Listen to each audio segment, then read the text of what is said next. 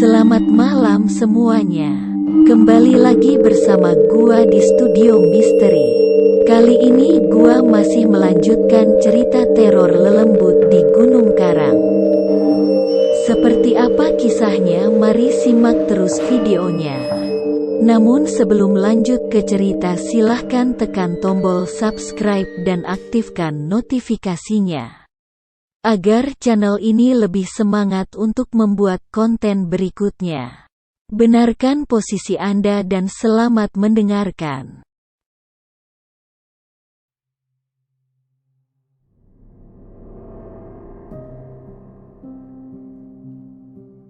Kiai Muntako beserta para santrinya berhamburan ke belakang asrama. Semua orang yang ada di sana panik melihat Ririn menggantung di dahan pohon mahoni. Kiai Muntako membaca kalimat-kalimat ruqyah sambil mengacungkan telunjuknya ke arah Nurul. Saat itu juga Nurul mulai terlihat kesakitan. 5 orang santri muncul dengan menggotong sebuah spring bed besar untuk menahan tubuh Ririn. Nurul menjatuhkan Ririn dan untung saja wanita itu jatuh tepat di atas spring bed. Sementara Nurul masih bertengger di atas dahan pohon mahoni. Kalimat-kalimat ruqyah terus dilantunkan oleh Kiai Muntako. Nurul pun terjungkal ke belakang. Dia juga jatuh tepat di atas spring bed sehingga tidak ada luka sedikit pun. Faisal memeriksa keadaan adiknya itu. Dia menangis karena tak tega melihat adiknya yang sering sekali kesurupan. 1 minggu kemudian, sudah 5 kali Faisal bermimpi tentang sumur 7 yang ada di puncak Gunung Karang. Dalam mimpinya itu, Faisal didatangi kakeknya sendiri. Kakeknya Faisal memberitahu kalau yang nempel di dalam tubuh Nurul itu adalah lelembut Gunung Karang. Satu-satunya cara agar Nurul bisa sembuh adalah mandi di sumur 7. Sumur itu terletak di puncak Gunung Karang. Faisal dan Nurul harus mendaki gunung itu. Faisal yakin mimpi itu merupakan sebuah petunjuk. Dia harus membawa adiknya ke sumur 7. Itu bukan hal yang sulit. Lagi pula, lokasi Gunung Karang dekat dengan pondok pesantrennya. Faisal bahkan bisa melihat gunung itu dari balik jendela asramanya. Yang membuat Faisal bingung adalah soal perizinan. Kiai Muntako pasti tidak akan mengizinkan Faisal mendaki gunung itu. Apalagi dengan membawa Nurul. Jadi tidak ada pilihan lain. Dia harus membawa adiknya kabur dari pondok. Faisal memang belum pernah mendaki Gunung Karang.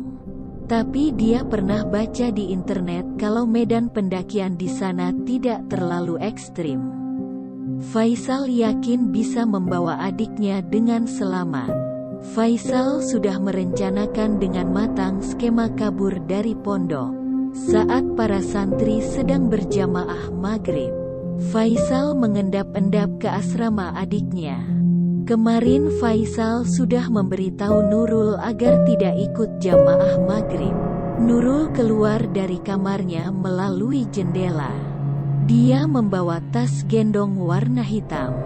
Begitupun Faisal, dia juga membawa tas yang di dalamnya berisi pakaian dan beberapa bungkus mie instan. Mereka tidak bawa tenda karena tidak punya.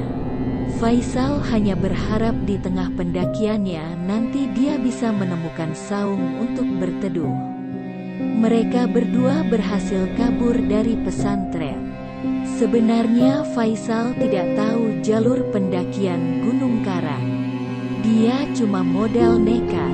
Di pertigaan, Faisal memberhentikan 2 pengendara motor yang sedang melintas. Ia minta diantarkan ke kaki Gunung Karang. Mau masuk jalur mana, Kaduengang? Tanya lelaki gendut yang mengendarai motor bebek. Iya, jalur mana saja yang penting bisa sampai ke puncak, jawab Faisal. Nada bicaranya terburu-buru. Sesekali dia menoleh ke belakang untuk memastikan kalau tidak ada santri yang mengikutinya. "Ya sudah, kita antar ke Kaduengang saja," kata lelaki yang satu lagi. Dia berbadan kurus. "Bayarannya berapa dulu?" tanya lelaki berbadan gendut. 100.000 cukup, tanya Faisal. "Ya sudah, ambil saja." Lelaki berbadan kurus menyetujuinya. Mereka pun berangkat ke kampung Kaduengang. Kaduengang ini memang menjadi jalur favorit bagi para pendaki Gunung Karang. Tak sampai 30 menit, mereka akhirnya tiba di kampung Kaduengang. Hari sudah gelap. Faisal dan Nurul berdiri di pinggir jalan.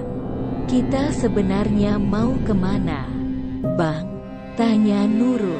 "Abang mau ngobatin kamu ke puncak Gunung Karang."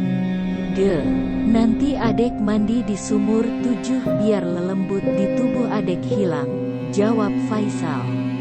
"Abang tahu jalan ke puncak?" tanya Nurul lagi. "Kita tanya-tanya saja ke orang kampung sini deh. Ayo," Faisal menuntun lengan adiknya.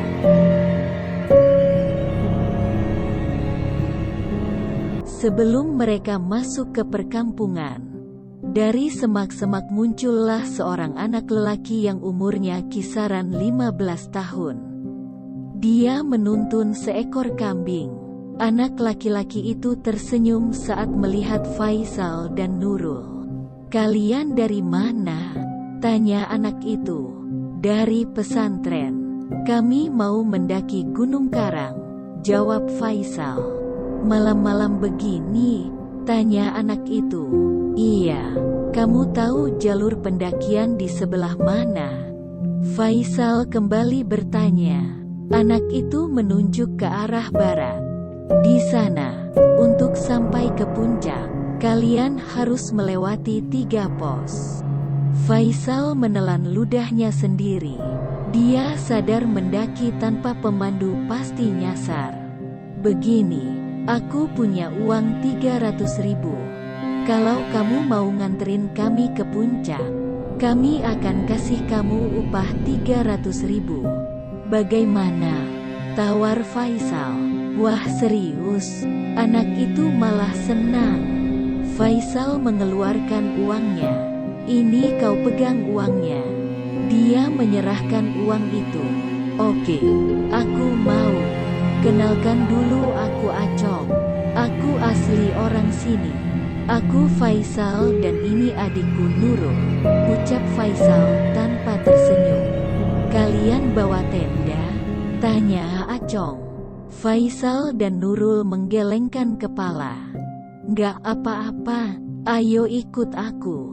Kita ambil tenda dulu di rumah," ujar Acong. Acong ini memang sering mengantarkan para pendaki ke puncak. Saking seringnya dia bahkan pernah dikasih tenda bekas oleh salah seorang pendaki dari Jakarta. Memang tenda itu sudah jelek, tapi masih layak pakai.